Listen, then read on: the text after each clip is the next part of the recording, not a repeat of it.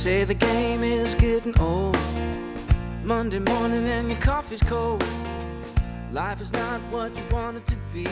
You need another chance to be who Hello, everyone, and welcome to A New Direction. My name is Jay Izzo, and oh, wow, do we have a great show today. I am just telling you, this is probably one of the most powerful shows I have ever done, if not the most powerful show I have ever done. I am with Special Forces, the unit.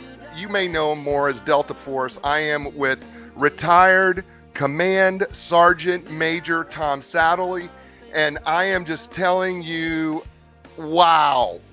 The book is called All Secure. For those of you who are joining me live on Facebook or live on Castbox FM, and for those of you driving around, who are listening to the show later on podcast or 93.5 FM, The Oak, listen, I'm going to tell you something. This book, All Secure, Tom Satterly, absolutely unbelievable, absolutely fabulous. It is just a must-read. You're going to pick it up, I'm telling you, and you're not going to be able to put this thing down. The secondary title, A Special Operations Soldiers Fight to Survive on the Battlefield and the Home Front. Wow. I'm just telling you, wow. And by the way, he is absolutely outstanding. And you know what? I'm going to be remiss because his wife, Jen, is not going to be on the phone. But I'm telling you, she's so much a part of this. And we're going to talk about his special foundation that him and Jen have put together called the All Secure Foundation, and helping veterans, combat veterans, especially with PTS. I did not say PTSD. I left that D off intentionally because we don't want to, it's not about the D, all right? Because it gets a horrible stigma, but post-traumatic stress, and it's not a disorder, folks. So let's get rid of that, all right? I'm a psychological professional, and I agree with Tom on this, and I'm going to keep saying it. It's PTS, and I'm going to say it over and over again. So, folks, we're going to deal with all the stuff that comes with it and today, but we're going to talk about his journey and what that looked like going from Edinburgh, Indiana, to where he is now, and you're going to love him, and you're going to also love his wife, Jen, because she is a special part of this for sure. But hey, let's do what we do every week before we get to Tom, and that is I walk you through the 4 areas of your life. Look, we are 4-part people. We are physical people, we are mental people, we're emotional people, and we're spiritual people.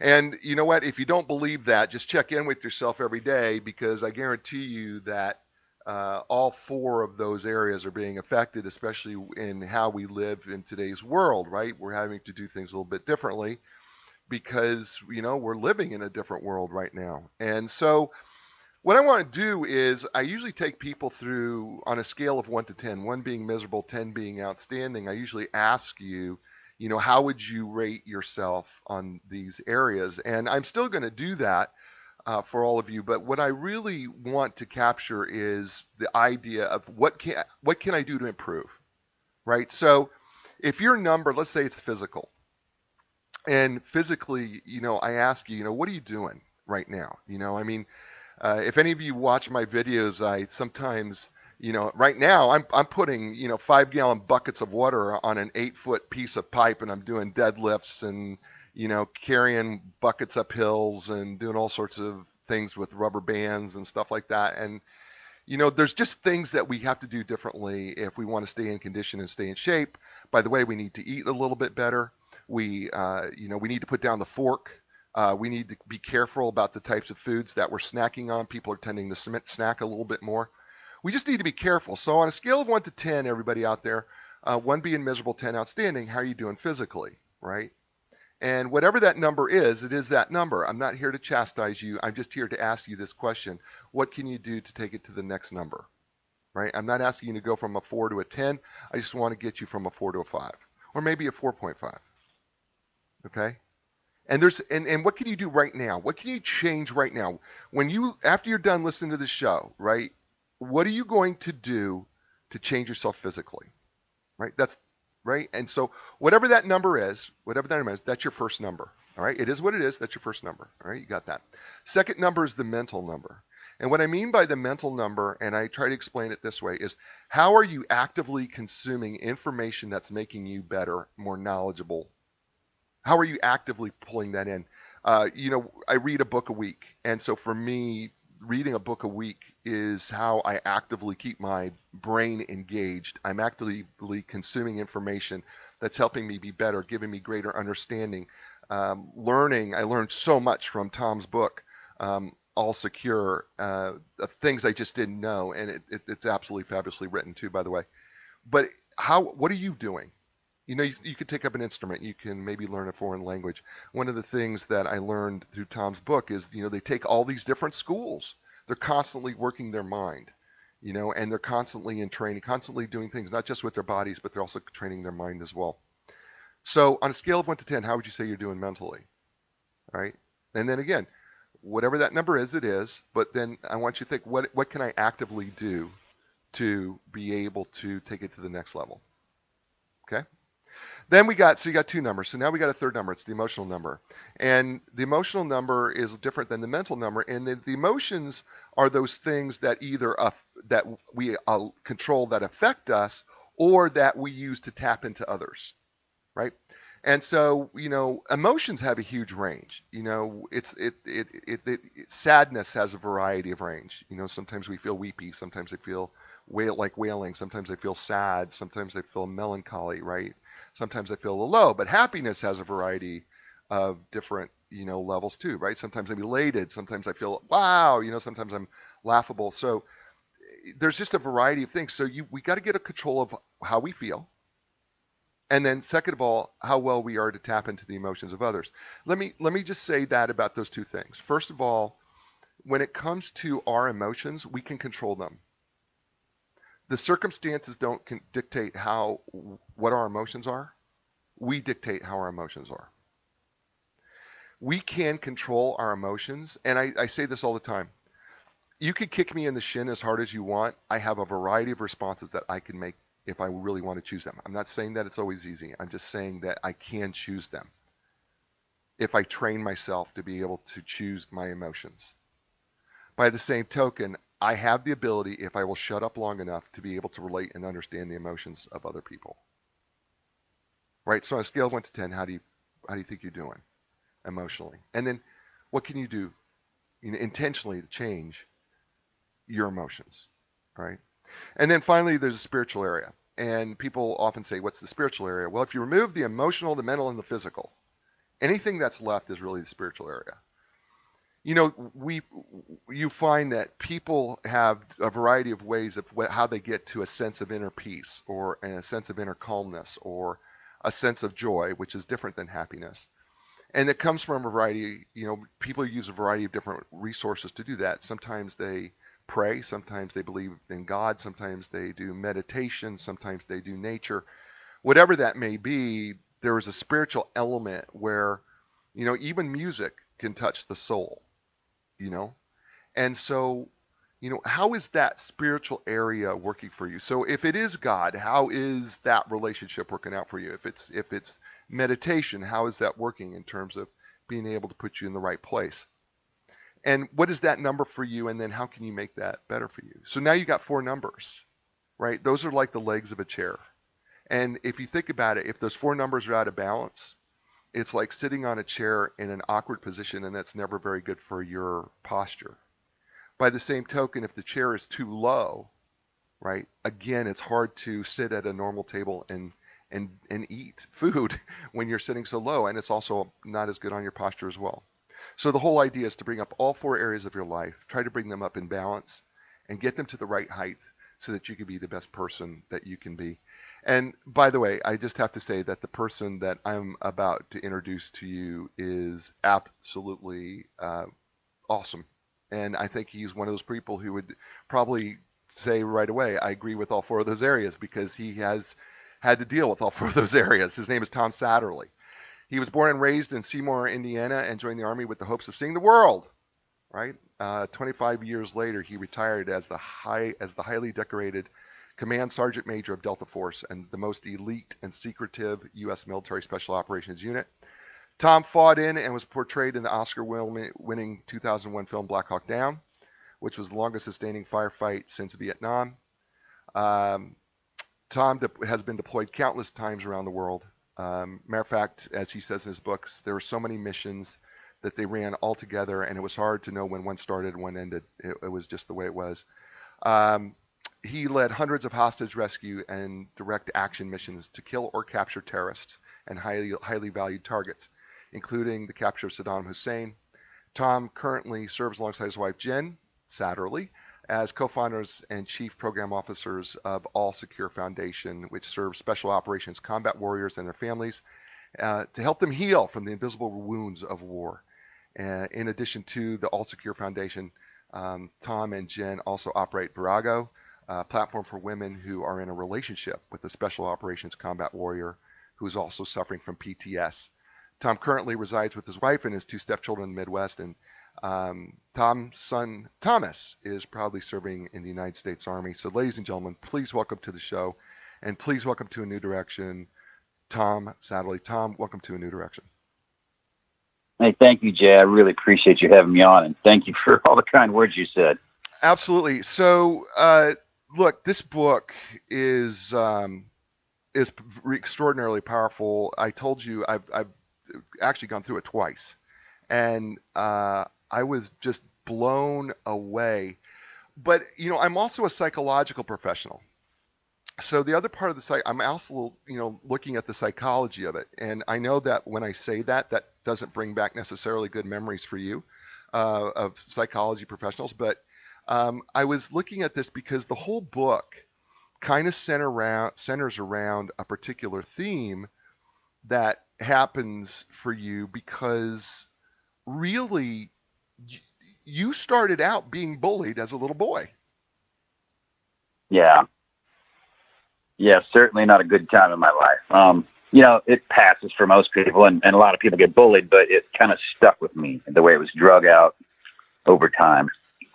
Yeah, but I think what's interesting about that for me is that not only you, but it's that bullying piece that you could start on this journey of going, once you take down the bully yourself, you start on this journey of going, you know what? I'm not just going to take out that bully. I'm going to start taking out bullies all over the world, man. I mean, packs. Go ahead. No, it's like they come in packs. It wasn't so much, I guess, at the time of taking out bullies as it was finding myself and the ability to do so. And then when it presented itself, for the military, it was like, here's some college money. I'll get in and get out. But when the real take down, world leader bullies kind of popped up, I was like, wow, here's an opportunity to help those who can't help themselves. Right. And that was really appealing and too hard to turn away from me. Yeah. You make it a real big point in the book that, even as bad as everything had become for you, there were still parts of this job you really loved. I mean, you did love the camaraderie of it. You did love the fact that you knew that what you did mattered. There was because I know it wasn't always easy, but there was still, even at its worst point, you still loved what you were doing, right? Yeah, I completely loved who I worked with. I loved my job. I loved the hours. There was nothing about my job I did not love. I think at the time, those years ago, I was tired and burnt out, and I didn't know what I was going through. I didn't know what I was suffering. I thought, maybe I'm done with this. Maybe I'm not as good anymore. I'm not, I never felt good enough. But when you're getting older and slower and the young guys are coming up, that really, really starts to weigh on you. And I felt it more and more. And even though I loved the job, it was almost that feeling of I'm in the way. And I wouldn't admit it. So I just kept trying harder and harder, and it tears you down more and more, mentally and physically. And I just kept going as far as I could up until the point where I just got bitter and angry. And it was all really directed outward, but it was really starting internally. And that's kind of what I want to share with everybody is to, and hopefully in the book is to look inward. I could blame a lot of people my entire life for the bad things or the hard things or the difficult things in my life or how I feel now. And that's the easy part. And once I turned it around inward, and started pointing the finger at myself, I could get to work. I could get to work on me. I could identify what the problems were. And it was just so much better. But And that took years after retirement before I even slowly started to get into that level of awareness of what's wrong, and then have the tools to work on those things. Well, let's kind of talk. Let's talk about how we get there. I think one of the things that a lot of people, I know the civilians don't understand. Even as much as I try to understand it, I know I don't have a complete grasp, full grasp of understanding, because I think what happens is, for those of us who kind of just sit and watch, war on TV or in a movie, right? I think what happens is we think we know, but we don't know, because this becomes, I don't think it becomes kind of a gradual progression over time, does it not? It's not is it a one time thing, or is it progressively, the longer you stay in, the worse that it becomes?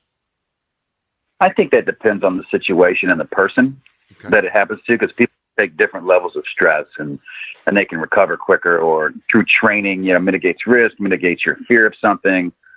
And you could take a regular individual that's never done anything or seen anything. They could be in a car wreck, and they could have, PTS and develop it. And I think you get complex PTS over time with multiple iterations of things that repeat themselves, or things that never seem to end.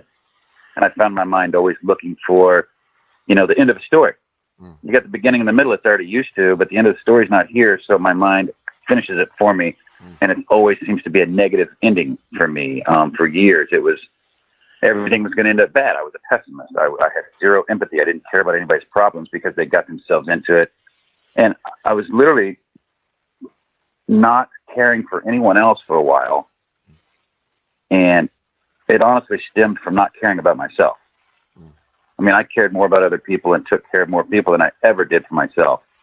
And that's not saying I haven't upset people or done things horrible to people, but it was one of those things where it just, I think I look back to Somalia in '93. I'm sure that's when my switch flipped, when I relented to the fact that I wasn't going to make it out that night. I remember sitting there having a conversation in my head of, I'm going to take as many people as I can with me, and hopefully save as many of my friends as I possibly can, but I'm not going to make it out tonight. And that was the start, I think, of the buildup of the lies I would tell myself about everything that came after it. The deaths, the friends' deaths, the people that you work with deaths, even the enemy's deaths that come back to haunt you later, because they can remove muscle memory. They can remove thought through training and make it muscle memory. I enter a room, I see a hand, there's a thread in it, I kill that body that's attached to those hands. I don't even look at people's faces. I couldn't tell you if it was a woman, a man, or kid. I go in, there's hands. If there's a thread in their hands, that person's dead. And if there's nothing in your hands, you're thrown to the floor, you're dealt with later, and then it's over. So there's no thought in those things that you do. It's all training and muscle memory. But down the road, that moral injury is going to creep up on you because you've been taught your whole life, don't take a life, don't do this, don't do that. So those things we tell ourselves to feel better about it, to do that job, to dehumanize the enemy, so you can do that job, that sticks with you years and years unless you deal with it. And I wasn't dealing with it. I was, just recently my wife would ask me, did you ever forgive yourself for the people you killed in Somalia or this and that? I go, and I freaked out. Those people deserved it. They did this. They tried to kill me. And it was like I was defending myself, because subconsciously I feel wrong and I have to defend myself immediately. And that's just me kind of thinking through, why do I do that? Why do I get so angry about that? And it's because I feel like it's wrong. So I get heated and elevated to defend my position. So I must subconsciously not have forgiven myself. And that seems to be where it creeps up on people. And the ones that don't want to admit it openly, I'm tough, I'm a commando, I'm this, I'm that. I know we all are, right? But you're also a human with emotions. And I don't care how big of a commando you are, those emotions are stronger. We're talking with Tom. Wow. We're talking with Tom Satterly. He is Command Sergeant Major retired, Delta Force. The unit is also what it's known as. And we're talking about his book, All Secure, a special operations soldier fight to survive on the battlefield and on the home front. Absolutely absolutely one of the best books that you will ever read. And Tom, I need to give you a quick message. It's from Arturo de la Garza, and he says, Tom, hope you're doing well, brother. And so I want to give Arturo a little shout out there for you, because I'm sure that's why he's watching live here on Facebook, and also maybe on Castbox FM. We got some folks. And you're listening to Tom Satterly here on A New Direction. Hey, folks, do you know New Direction has a couple sponsors that support this show financially? And one of them is Epic Physical Therapy. And whether you're recovering from an injury or surgery, maybe you're suffering everyday aches and pains. Maybe you're having difficulty performing activities of daily living. Maybe you're just unable to perform athletic activities because you're this top level athlete and you're just not able to perform at the level you like to perform at.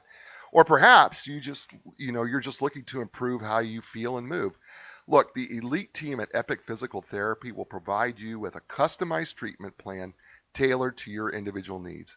With their experience in rehabbing young athletes to elite professional athletes, they understand the need to treat the entire body as a functional whole, not just your symptoms or your injury. So look, if you're ready for epic relief, epic recovery, and epic results, don't look anywhere else. You can learn more and get all of that by going to epicphysicaltherapy.com. That's epicpt.com, EPICPT.com. And Linda Craft and Team Realtors. Look, it doesn't matter where you're at in the world.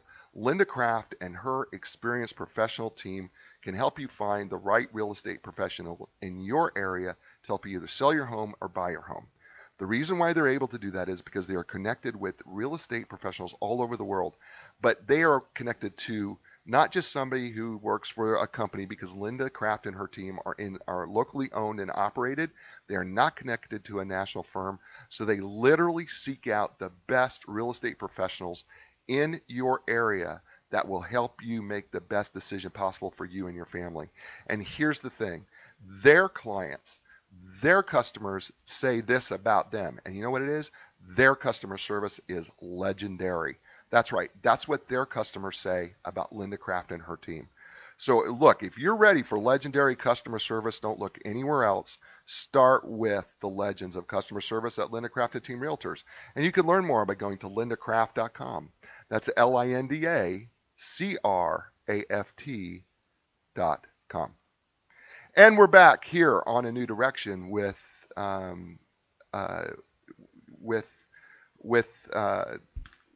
his book All Secure, and it's just we're just getting started into it here in the first segment of the program.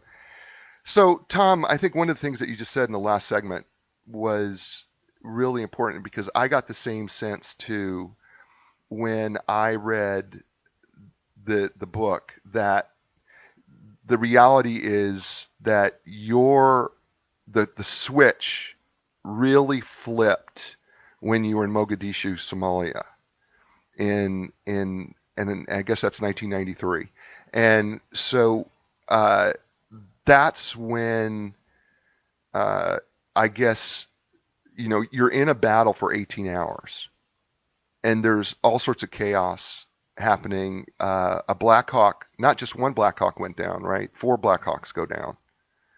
Is that right? Do I have that right? Yeah, 2 were shot down in the city, and I think about every airframe was shot up and either crash landed either back at the airfield or at the port on the way to the airfield. Yeah, matter of fact, I don't mean it to sound funny, but really, it was really kind of a funny moment in the book, because there's a point in here where you go, you talk about pucker factor, and then you say in the chapter, you go, oh, by the way, pucker factor soared to 1,000. That's what you said, and I was like, well, yeah, I hope so. And I don't mean to but it really caught me off guard that all of a sudden you threw in pucker factor right in the middle of this whole thing. I was like, oh my gosh, I'm so glad that you actually, had that, looking back on it going, oh yeah, no, trust me. Because there was a lot happening, because you were trying to get Radio Mog, and that didn't happen. And then you went after one of Adid's lieutenants, Osman Aliato. And now, you've got, You've got all of a sudden the CIA agent gives you all this information, and the next thing you know, Blackhawks are down all over the place. That's really your right. This is really your really first experience in a real huge firefight of that level, correct? Yes, and it started on infill. It was heavy, sporadic and heavy, and then the volume just gradually increased and increased until the first helicopter was shot down. And we got to that site, and I was like, are you kidding me? The volume of fire, it was nonstop, pretty much the entire time. And every mission before that was like what you think combat would be, what I thought. That's me. I thought combat would be, exchange fire. The bad guys lose, and you don't, I'd considered people dying and getting shot, but I don't want to dwell on that. That's not good for recruitment. That's not good for motivation for myself. So it's one of those invincible things, we're highly trained, we're running around in plastic helmets, and then boom, you're like, whoa, we're not invincible. The reality set in of that young warrior that could do anything, and all of a sudden you're stuck in the middle of a battle, and reality sets in. It was like hard pill to swallow, and you can't raise your hand for timeout and get your head together and collect your thoughts.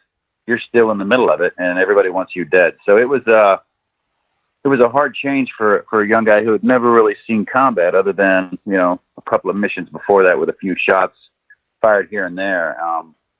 And then boom, people dying, helicopters getting shot down, and the overwhelming sense of death while you're running out of ammo, water, and food and medical supplies the whole time was a bit much.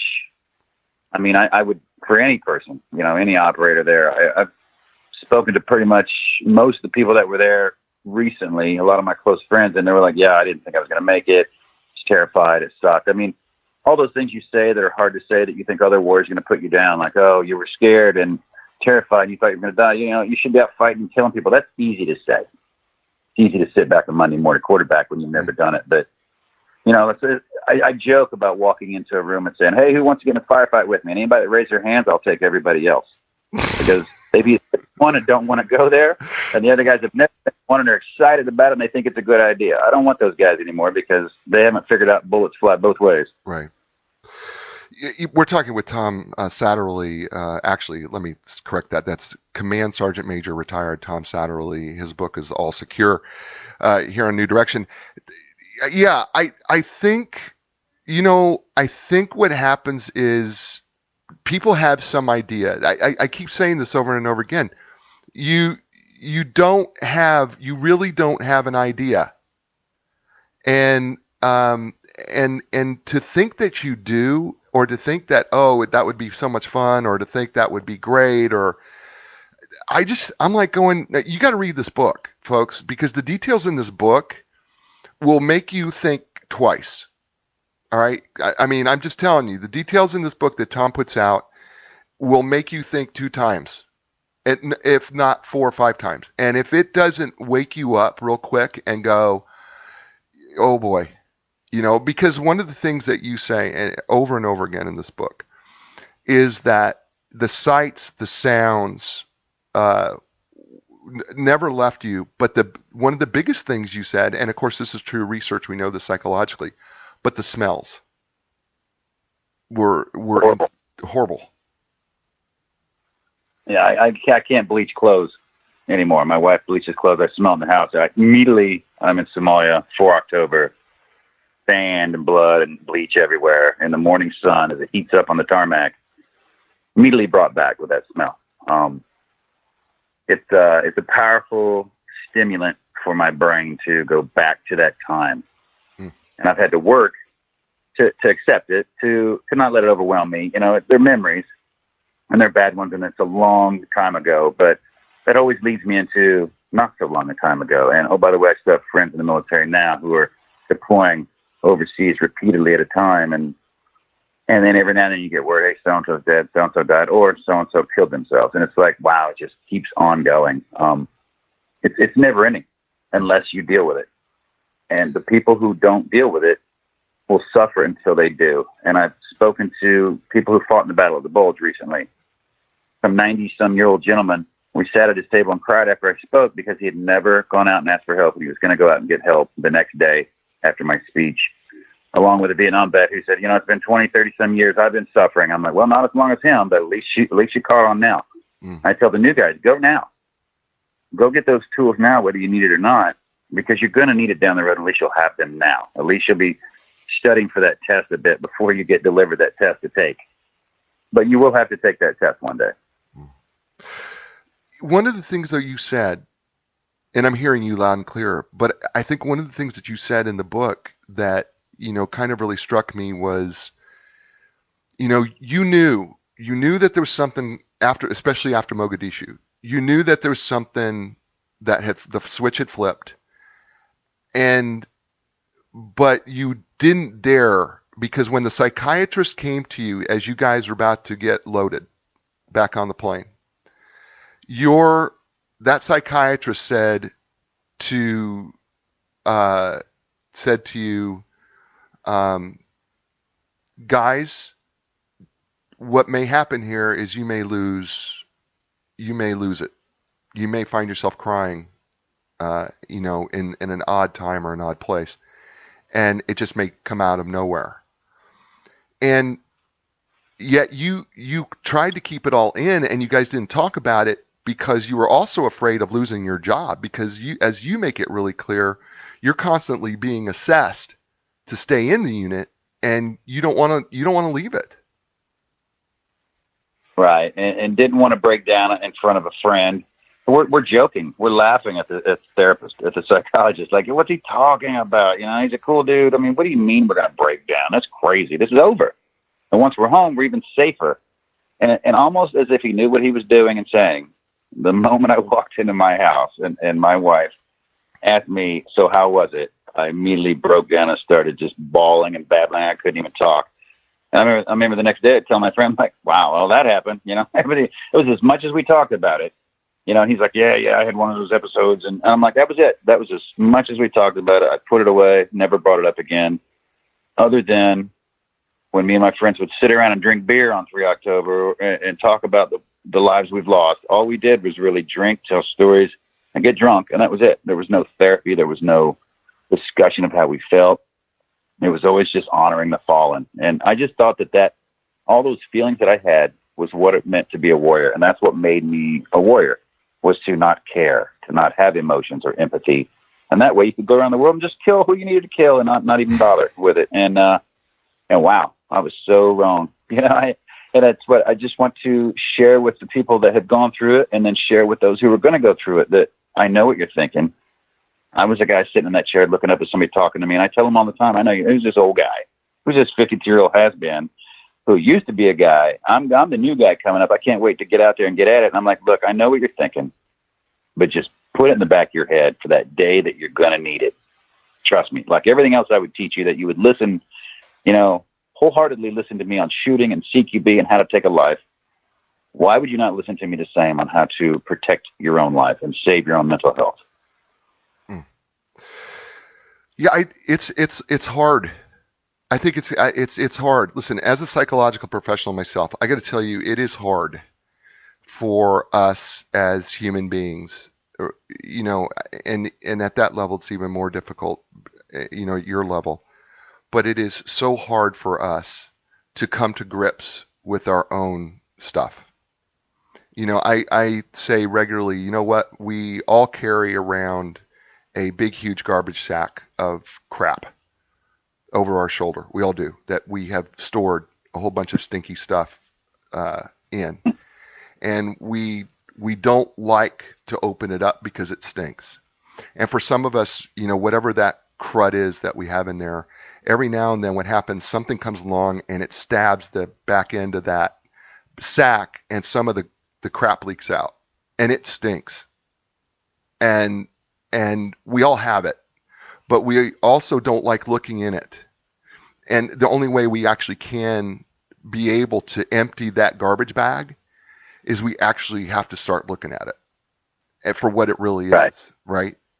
And I think that's the Go ahead. Well, guys forget sharing it. They just forget they even have it. They've had it so long. And you got to remind them it's the awareness that you're talking about. Hey, by the way, you're carrying a contractor bag full of it on your back. Yeah. In case you forgot. Yeah. It's all your past memories, the things you've done or had done to you that you're still toting around until you address it and look in there. Yeah, and it's not easy to look at it, and it goes back to another issue that you stated early that Jen actually brought up with you, I think probably more recently, and that is, the forgiveness aspect, because there was, because you had survivor's remorse, right, which nobody ever talked about. Nobody talked about survivor's remorse. Right. Right, which, by the way, you know what? Basically, you're feeling guilt. You're not forgiving yourself, for actually living. I mean, think about the craziness of that for a second. You're forgiving yourself for not living, for living. I know, right? And I preach it as often as I can once I get a hold of it, but I fall victim to it myself still, and so it's like a constant cycle. I got to keep working on it. It's like, oh, pour this, pour that, pour something. And I start to get down. It's like, no. That's not how they would want me to live my life. Right. So I celebrate their lives now. I reach out to friends every day to check on the ones that don't complain. Let them know I love them. Let them know I care about them. Whether they want to hear it or not, they hear from me. And I just keep going because we forget. Then we start to live in that misery, and it starts to pile on, and it becomes our identity, and then we just kind of hang on to it. And I see so many people that won't let go of it because it's seemingly their identity. Poor me, poor veteran. I lost so many friends, and I missed combat so much. I'm like, do you really? Do you really miss the chaos and death of combat, or do you miss the tribe feeling of belonging to something, which you can belong to so much in the world where you're still of service to help people? It doesn't have to be in combat with a weapon, defending freedom or whatever it is you tell yourself. It could be for any other thing, but it's a service to someone else that makes people feel so much better. And once I hear people say that on the phone, it's like, hey, the other day I helped a friend who was, and it felt so good. I'm like, exactly. Now let's keep that going, because you haven't talked about your problems in a while. You're talking about how you're helping other people.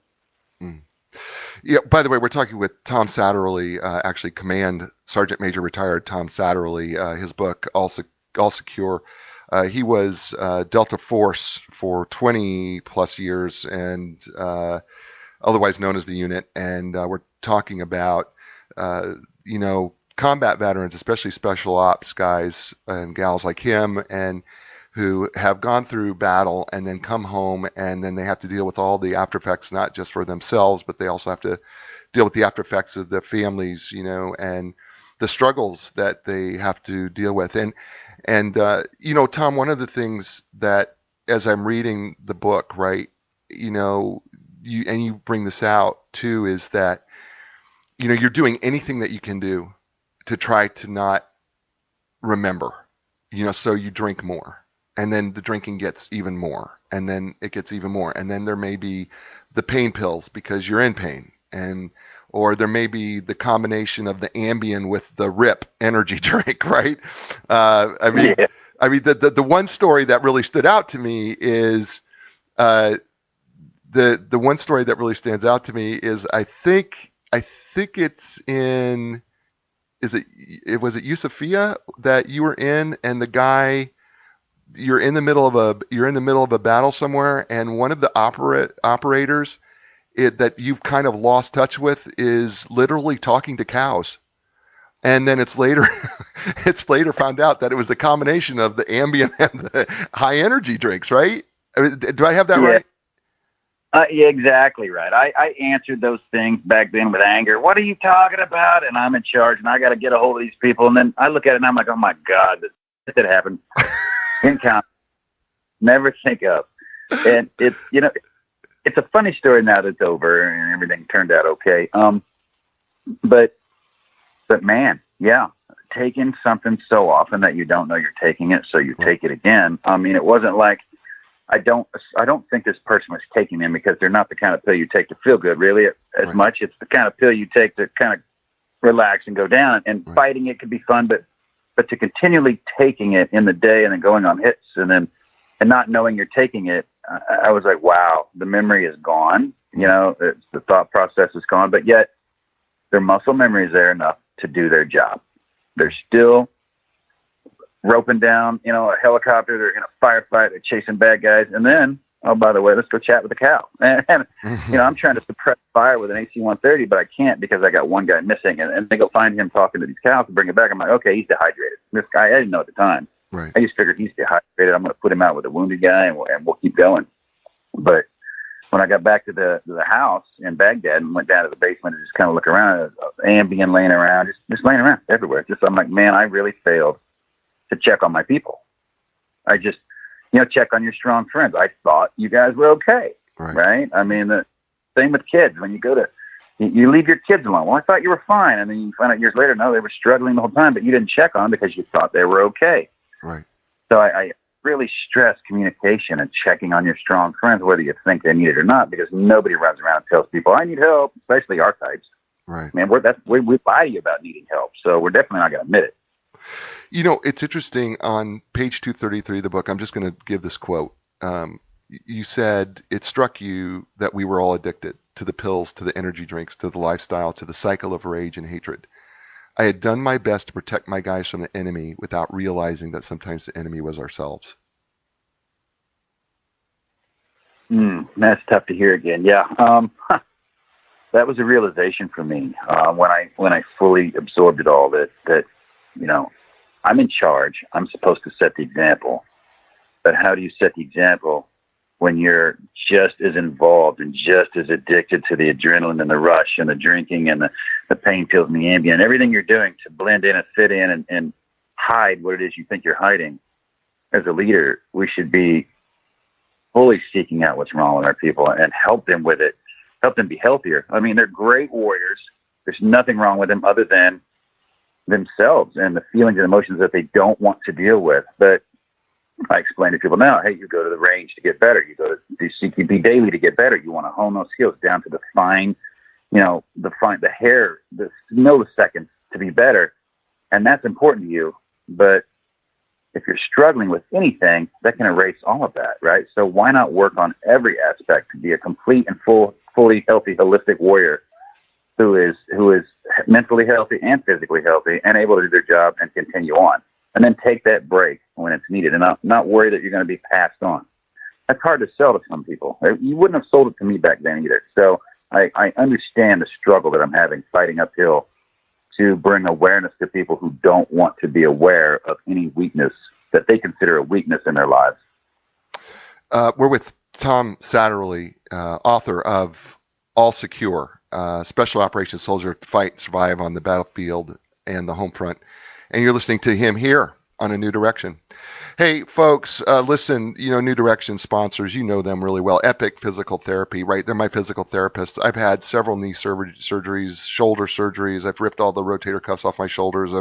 I've had like 7 knee surgeries. Listen, they've seen my entire body, right? Because I'm basically, I train hard and I still get injured, and it's okay, right? Here's the thing. They offer the most advanced top-of-the-line equipment, including the Alter G anti-gravity treadmill, which, by the way, with these knees, I need all the anti-gravity I can get. Trust me. Also, they have the Normatec compression sleeves and the Game Ready. I love the Game Ready, man.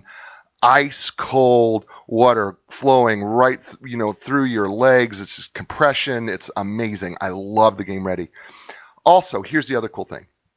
They are trained and certified in the most comprehensive, cutting-edge treatments available. Here's just some of my favorites, but there's tons more. Blood flow restriction therapy, dry needling. I love dry needling. Man, it just takes pressure, and it's awesome. And then also cupping. Love cupping, the manipulating the muscle through the skin, and it's just awesome. You do get little circles on your back or wherever you're getting the cupping done, but you know what? Trust me, it is really worth it. They go away, I promise you. Look, here's the deal. If you really are looking for epic relief, regardless of where you're at, whether it's an injury, where you want to move better, or you're a professional athlete, look, if you're really looking for epic relief, or you're looking for epic results, or you want epic recovery, or you want epic results, then you need to go to Epic Physical Therapy. And you can learn more by going to epicpt.com. That's EPICPT.com. And Linda Craft and Team Realtors. You know what? They're located in Raleigh, North Carolina, but they're helping people all over the world. And they've been doing that for 30 5 years. You know what? Linda has built her business one person at a time, because what she believes in is she believes in the relationship, which is why the thousands of people that she's helped in the course of her lifetime is all focused on one thing, and that is the relationship that she makes with each individual, one person at a time. Because what she understands is it's not about the bricks and mortar of the home. It's about the memories, and it's about the things that happen in the home, right? And it's about people. And so she knows that the most important part of the home process is really you, the person. And so she would like to get to know you, what your dream is, what your family's dream is, what your future dream is. Maybe it's to downsize, maybe it's to upsize, maybe it's to grow your family. Whatever it is for you, Linda would like to get to learn more about you and what you want and need. And then you can also learn why her clients say their customer service is legendary. So why not talk to the legends of customer service? Why not talk to Linda Craft and team by going to lindacraft.com? That's LINDACRAFT.com. We're back here on A New Direction with Tom Satterly and his book, All Secure. And Tom, you know what? We have somebody on who is actually, he was talking about that he survived Khobar, lower bombing terrorist attack, and he lost 19 airmen and over 400 injured. And he's being very honest and vulnerable here on Facebook Live, talking about, I came home thinking I was going to be okay. Then the nightmares started. And so you need to know that, Tom, that the message that you are sharing with the people are relating to, and you have people just out there just shouting out to you, thanks for sharing, and they're relating to you here on the show. So, and I know that there's going to be thousands more doing that. So you just need to know you do matter, and you are making a difference even right now at this very moment. So I want you to know that, brother, as we go on to the show. That's certainly good to hear. And I that makes us feel better every time we get a text, a call, anybody that reaches out and lets us know that any part of our story, or anybody's story we bring on that helps them in some way feel better. Right. That's different for everybody. Right. And not everybody's going to develop PTS. Not everybody's going to have PTS for a lengthy time, but those that do, and there's a lot, they need help with dealing with it. And once they remove themselves from the culture of, you're a warrior, there's nothing wrong with you. You're never vulnerable. You're always courageous. It's like, how do you say that? Because you cannot be courageous without being vulnerable.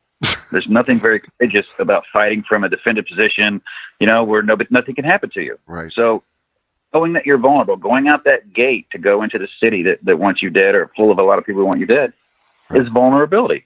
Right. And right, that is an okay word to use, because you're making yourself vulnerable. It's what you do with those things that makes who you are. It's what you do, like you talked earlier, with your emotions. People have feelings and emotions, and they'll get angry and upset and hurt. It's what you do about it. It's how you behave when you feel that way that makes you who you are.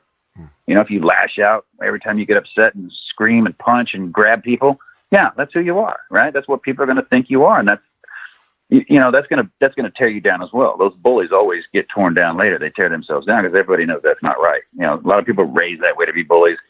World leaders like that were raised in a world where they almost don't think they're wrong, just as warriors don't think what they're doing is wrong until they sit down and think about it later, when the true feelings and emotions of who you are come out, and it affects us all in different ways. Yeah, listen, this is the thing about humans, right? No two human beings are the same. And so how we deal with stuff is going to be uniquely different. And I think we have to remove that judgment. And I think as civilians, because, as civilians, we're not paying attention. You wrote something. You wrote something here in chapter 24, and I'm just going to read what you wrote here. You said, I was capable of putting 2 rounds into the head of a terrorist while running, but no one taught me how to go home, lock all the violence and brutality away in some safe in my head, and then relate to my son or help my wife decide what color to paint the bedroom wall. And then you go on to say, PTS manifests itself in alcoholism, substance abuse, domestic violence, impulsivity, poor decision making. That turns into DUIs, extramarital affairs, and run-ins with the law. What civilian boss wants to deal with that sort of a personality? one with an explosive temper or addiction to alcohol or pain pills. And that line right there that you quoted hit me, literally punched me right in the face, because this is where All Secure, your foundation, really, I feel like hits home for all of the men and women out there who are struggling. That first of all, there's a place that they can go, and not just the combat veterans, but their combat veterans' families. So let's talk a little bit about All Secure in terms of what you're doing and how we're helping, and maybe how people can help. I'm actually, if people are watching live, basically, listen, I'm wearing the hat. This is the All Secure hat, which is a really cool hat. And I'm also wearing the t-shirt, the All Secure t-shirt. This is the guy's t-shirt. It's really, really cool. And you can go to allsecurefoundation.org, and you can buy this cool gear too and support All Secure, because it's really cool. You can also buy Tom's book, All Secure, that supports the foundation. But Tom, talk to a little bit more about All Secure and how we can get involved, and how people, maybe veterans or non-veterans, can get involved in what you guys are doing. Yeah, absolutely. What we're about is exactly what you said. We're about the special operation combat warriors and their families, their spouses right now. Reintegrate, learn how to communicate, learn how to be in a relationship again, and become aware of the triggers of PTS, what it looks like, and we give them tools to fight it along the way. And then we stick with them. We do this through 4-day retreats. This year, sadly, we had 7 scheduled. We conducted 1, and so far we've canceled all of them up until now. We still have 2 more on the books coming up this year, and if things open up, we're going to start making more plans to fill in some slots. But, with the travel bans and things like that, it's getting a little tough this year. So we were moving into online content anyway, and we were going to take it slow, and we were starting to redo our website, which is pretty much almost done now. But we pushed all of our online content, and we've gotten it done already. And now once we can get together, we're going to film, and we're going to post that online. So what we were going to do over the course of the next 2 years, we've done in the last 2 months. And so that's good for us in the numbers of people we can reach that need help. People, civilian, single guys, anybody really who wants this can take this, because PTS is not just, we don't just reserve that for the military alone, right? We've got a lot of first responders and doctors and nurses and people on the front lines. And you know what? I'm going to say people that work at the grocery store, anybody who is out there still working, terrified that this virus might kill them, because nobody knows what's going on, right? I mean, as much as we like to act like we do and argue back and forth, we don't really know what's going on yet and what this means. We know it's financially devastating and it's hurting a lot of people, but it's terrifying a lot of people. And we've quadrupled our work on the phone and online in the last 2 months. We open it up to first responders and medical professionals, basically anybody who's on the front lines fighting this, to reach out to us for help. So we kind of opened up our aperture a bit during all of this, because just like in combat, when you're terrified on the front lines of an unseen enemy, that's what I equate this virus to now. We've taken all the symptoms of PTS, the isolation, the unknown, the fear. You have an enemy out there, and we've thrown it at the world and said, now isolate and don't go anywhere. Put a mask on. We don't know what's going on. So it's terrifying a lot of people who have never been trained to do this. And so our phone calls have increased, like I said, quadrupled, to help people along the way. But we've launched further. We're going to start filming hopefully in June to be able to put stuff out online and help more people. But what we need is, honestly, I tell this, and it's always hard for me to say this, but we always need money. People need money to operate. We do these retreats a year with 12 couples at a time. That's awesome. I mean, the book and everything, all the money from the sales of the book and all our shirts goes to help veterans. And it goes straight back to the foundation, but we definitely need more money, whether it's whatever anybody can afford, right? We don't ever ask for what you can afford, but all of our money goes back in to help veterans in our programs that we do. We care deeply. I was one of them. My wife has seen it. We used to work in it with, together, training people for years, and now she's with her empathy level as the person that she is, and so loving. She had to stop the training with me. She's like, listen, I can't train these people to go to war anymore. I have to help them after war. I'm too empathetic. Too many people were not coming back from their deployments that she knew. And it was too sad for her. I mean, it's sad for anybody, but I mean, that's why we started the foundation, and we will expand next year into the children as well, which we already have a therapist now that volunteers their time to help, but we just can't do it in volume. So it's not, we don't want to offer it and then not be able to serve people, but we're also going to roll into the children because we've seen a lot of issues with that. So Tom, why don't you tell people how, where can they send it? I mean, I know you have a Facebook page. I also know that you have an Instagram page for All Secure Foundation. So tell them, is there a place on all, so it's allsecurefoundation.org, correct? Yes, that's our website. Everything you need, you can go directly there, and it'll take you back to either videos that we have that help you, whether on YouTube or on our site, or whether it's a resource that you need. That we have a lot of resources, which we started out as a resource library to make it easier for people to find help. So we still do that. And so when people call us, if it's not something we do, we talk to them for a while, and then we find out what's going on, and then we direct them to somebody we've already vetted that we know is good, and we get them on the phone right away, and we connect them. We're also offering individual counseling services now that we're paying through our foundation, up to 3 one-hour phone or VTC sessions for people in need. If they reach out to us and like talking, and it's just a good old talking, and we'll help them out, and it's beyond our control because we're not therapists. We don't do that. We don't treat or diagnose. We just talk with our experience. Then we'll pass them along to our emotionally focused therapist who helps them out. And she is amazing in a way that she has taught me how to thank those things I needed in combat, violence, aggression, lack of empathy, all those things that kept me alive, that were bothering me in my life now. Basically sat it down, thanked it for what it did for me in the part of my life that I needed it for. And I told I no longer needed it.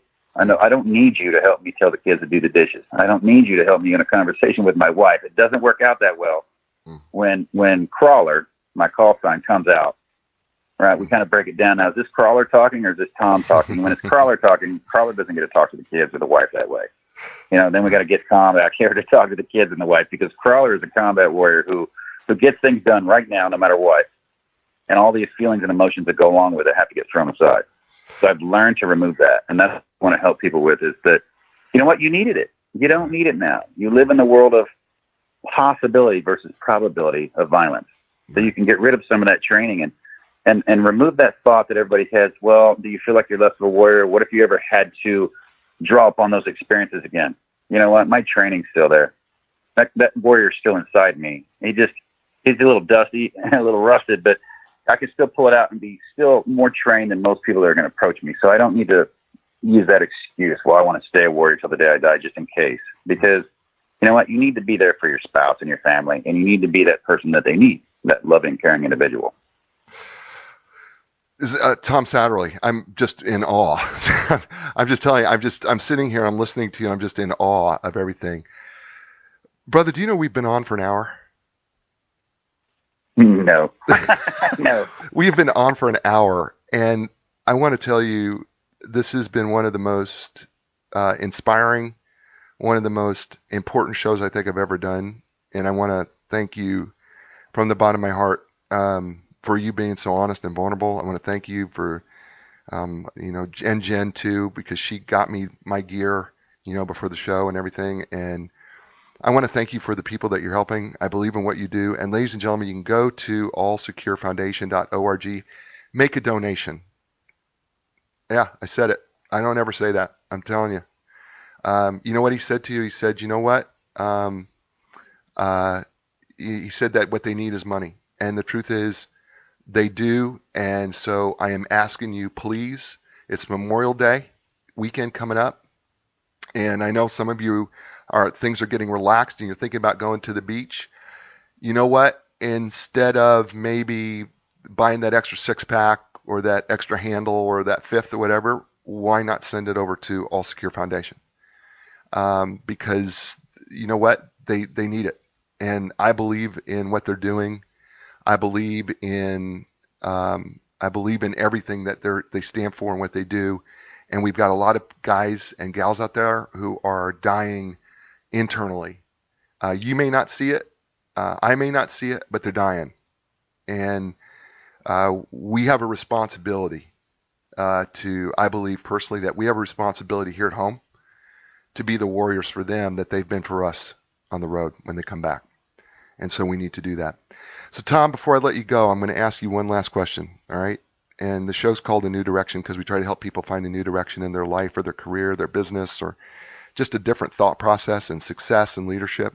If you could leave the listeners with just one thought to give them a new direction when it comes to all of this, what would Tom Satterly, Command Master Sergeant retired of Delta Force, say? I would say to lead with love and not fear. And I'll explain for people who cringed or who know me and wonder what they did to the real Tom Satterly and who's talking now. But when I led with fear, screaming and yelling and get this done now, and everybody would get things done when you're there because they don't want to provoke your wrath.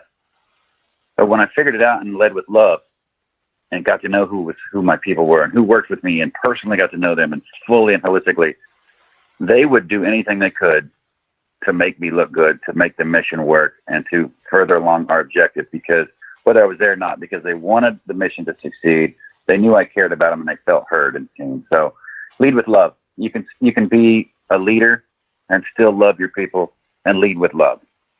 You don't have to scream and yell and cuss and throw things. People get things done just the same with love. Wow.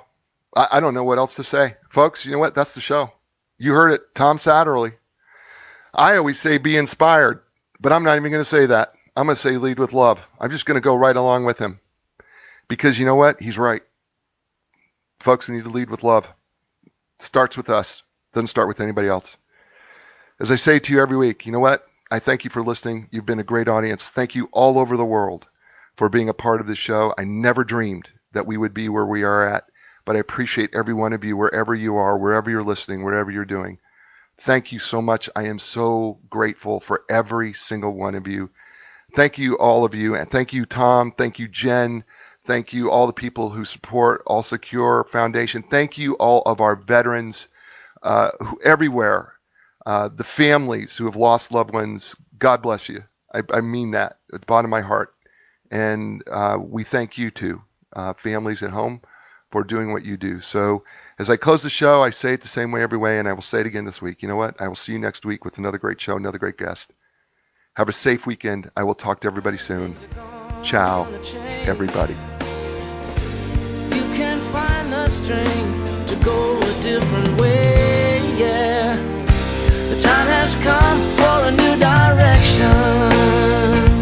Yeah, yeah. New direction. Yeah, yeah. When you lost your confidence and the answers don't make sense, you got to keep your hope alive. You got to know you can survive. This is your time to fly. A new direction, a brand new day. A new direction, things are gonna change. You can find the strength to go a different way, yeah. The time has come. Your dreams will take you places you have never been before. Find your passion, find your